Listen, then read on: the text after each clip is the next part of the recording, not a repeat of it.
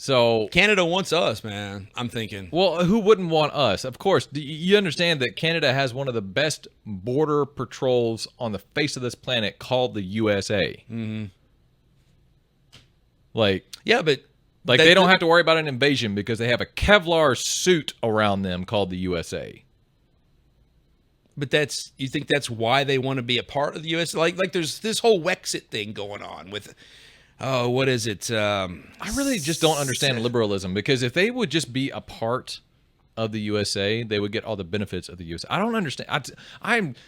What is the logic behind liberalism? I don't understand it at all, because every time you think about it, they believe in everything that's pretty much satanic. Mm-hmm.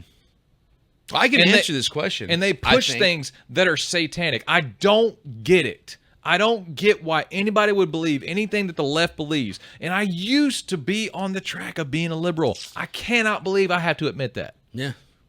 Yeah. Well, you got derailed.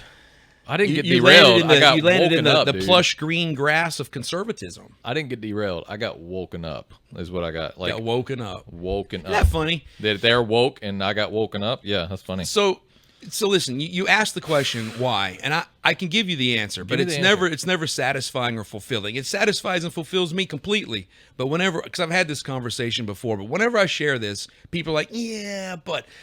So a couple years ago, I'm reading my Bible. Reading the book of Revelations. Revelation. It's one revelation, not multiple. Okay, Revelation. Anyway. That's my Bible thumper coming out. Sorry. And this word kept coming up. The iniquity of the nations, or the iniquitous people, or iniquity here, and iniquity that, and iniquitous, and iniquitous. And I read this word probably 15 times through that book before I went, what does that even mean, man? Yeah. Iniquity. So I looked it up, and what it said was all things antithetical to Christian values. Wait, antithetical? Basically the opposite of Christianity, which would be sin. Okay. And so when they say iniquitous, they're saying sinful, the sinful nation, the sinful nature, the sinning people, whatever. And so you say, why does the left and the woke mob and the libtards, if you want to call them libtards, which I kind of like that word. I like it too. Yeah. Why are they so against all things Nick, conservative? Just blow out my ears. Okay. Go ahead. So what happened? I'm just saying, dude. We just had this problem in the last episode, and you're doing the exact problem. It's because they've all fell to iniquity, man. Like the book of Revelation says. The nation's going to fall to iniquity. Well, they're doing it. We're watching it happen in front of us. They fall to all things that are anti-Christian, anti-value, anti-morality, anti-decency. All of these things describe the left. Yeah. Yeah, they believe in everything that tears down norms, and not just norms, but what God built up, what his people built up. They do everything opposite of that.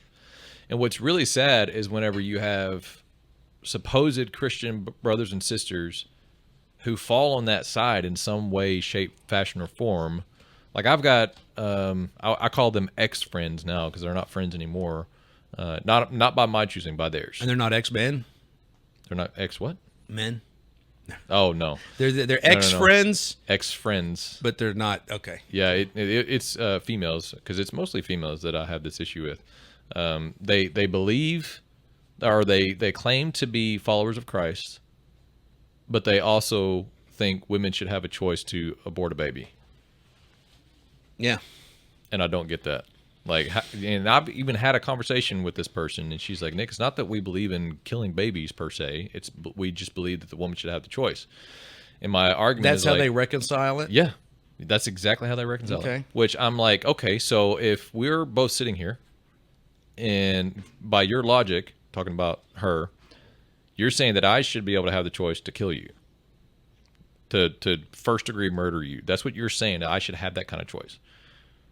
And then they also go back to the whole premise of, well, it's not a baby yet, or it's not a person yet. And I'm like, yes, it is. Mm-hmm. Like we've seen biological scientific evidence that life happens at conception. Yeah. Like that's when it happens, at conception.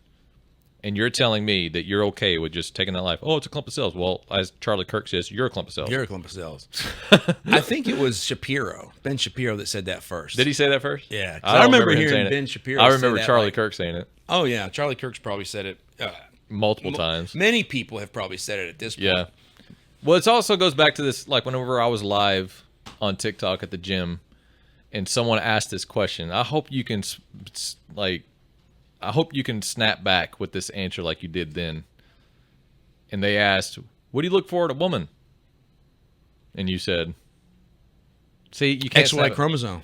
XY? Or yeah, XY chromosome. XX chromosome. Wow, dude. XX chromosome. Look at you. You're bleeding over to liberalism. Watch it, fool. Look, I got my chromosomes confused phonetically. Okay, phonetically. But you snap back so quick. Oh yeah, XX chromosome. Yeah. Oh, XX chromosome. That's and what I look for first. Bursted out into laughter because I'm like, oh, we're gonna get canceled for that. I'm gonna get a strike. Yeah. I'm gonna get all this stuff. Thankfully, we didn't, which was really, really funny. I saw a meme the other day where it says, and it was complete false. Like no one's actually doing this, but it was a meme of a guy's like, yeah, I bring Viagra with me to my dates, and I spike their drink just to see if they get a boner. And I'm like, whoa. But the thing is, even that we're joking about that, yeah, that should tell you something. Like we're joking that we have to do what is that. Our cultural consciousness now that we can even joke about something like that? Oh, bro. Like back in the 50s, that joke wouldn't even have been conceived. No one would have even, understood it. Yeah, yeah. I have an argument against pro-choice that I think is unique. Unique because I've never, ever, ever heard anybody make this argument. Okay. And if there are any lefties out there, pro-choice lefties, and this is very rare, dude, okay, who have any rational mind. Oh, yeah, that's very rare. Yeah. They have no choice but to go, oh, yeah, that's true, because it speaks their language. And it goes like this. Let me tell you. Okay.